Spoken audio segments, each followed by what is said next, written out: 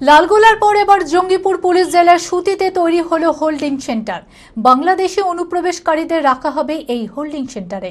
সুতির আহিরন মাঠপাড়ায় এই নতুন হোল্ডিং সেন্টার করা হয়। রাজ্য সরকারের এই উদ্যোগে খুশি প্রকাশ করেছেন স্থানীয়রা। মানসিক স্বাস্থ্যের জন্য সবার আগে যে নামটি মনে ভেসে ওঠে, সুস্থ মনের ঠিকানা মনোবীক্ষণ। যোগাযোগ নাম্বার 7477799513। বাংলাদেশে অনুপ্রবেশকারীদের রাখার জন্য নতুন হোল্ডিং সেন্টার খোলা হলো মুর্শিদাবাদের সুতিতে।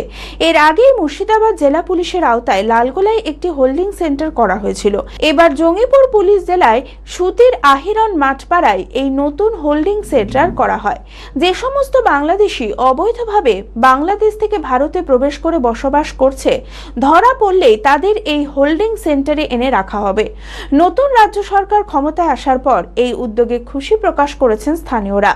পশ্চিমবঙ্গের মাননীয় মুখ্যমন্ত্রী শপথ গ্রহণের দিনই ঘোষণা করেছিলেন, যারা প্রকৃত ভারতীয়, রাষ্ট্রবাদী ভারতীয়, তারাই কেবলমাত্র ভারতীয় থাকবে।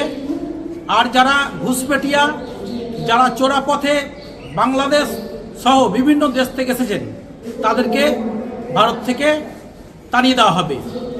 যারা স্বেচ্ছায় চলে যাবে তারা ভালো কথা, এবং যারা স্বেচ্ছায় যাবে না তাদেরকে হোল্ডিং সেন্টারে রাখা হবে। এই কাজটা হওয়াতে আমরা সকলেই খুবই আনন্দিত। তার কারণ একটা দেশের সুরক্ষার পক্ষে বাইরের দেশের মানুষ তারা যে থাকবে, এবং দেশের পক্ষে তারা খুবই বিপজ্জনক। এটা দরকার ছিল আমাদের পশ্চিমবাংলায়, যেটা তৃণমূল সরকার করেনি, সেটা আমাদের বিজেপি সরকার এসে কাজটা করেছে। খুব ভালো, খুশি আমরা কি নিজেদের অধিকার নিজেরা পাবো। এতদিন আমাদের যে অধিকার সেটা বাংলাদেশিরা পাচ্ছিল, আজ আমরা পাবো, খুব গর্বের বিষয়। ভারতীয়দের নিরাপত্তায় সরকারের এই সিদ্ধান্ত অত্যন্ত উপযুক্ত বলেই জানিয়েছেন তারা। সেই সঙ্গে সীমান্তে কাঁটাতার দেওয়া এবং বাংলাদেশিদের বাংলাদেশে পাঠানোর ব্যবস্থা করার দাবিও জানান তারা।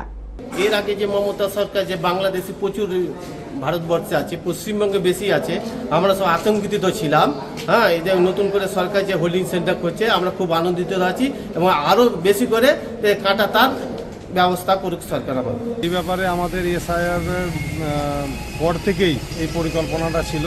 এখন বর্তমান যারা আমাদের পশ্চিমবাংলায় বিভ্রান্তি তৈরি করবে, অশান্তি তৈরি করতে পারে, তার জন্য আমাদের অগ্রিম ব্যবস্থা নেওয়া হয়েছে। প্রত্যেকটা জায়গা থেকে যারা বাংলাদেশি, যারা পাকিস্তানি বা যারা উগ্রপন্থী দেশের ক্ষতি করছে, তাদের জন্য এটা আমাদের ব্যবস্থাপনা রেখেছে। জেড একাডেমি গত 3 বছর সাফল্যের পর চতুর্থ বছরের পথ চলা। 2026-27 শিক্ষাবর্ষে অনলাইন ও অফলাইন ফর্ম ফিল আপ চলিতেছে।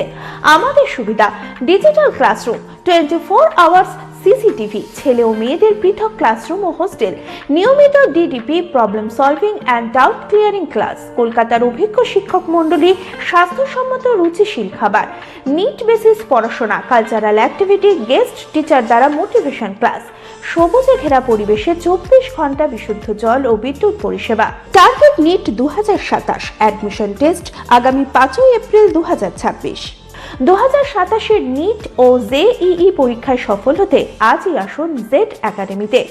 বিশদে জানতে যোগাযোগ করুন। ঠিকানা জেড একাডেমি, সারকাছি রামকৃষ্ণ মিশনের সন্নিকটে, বহরমপুর, মুর্শিদাবাদ।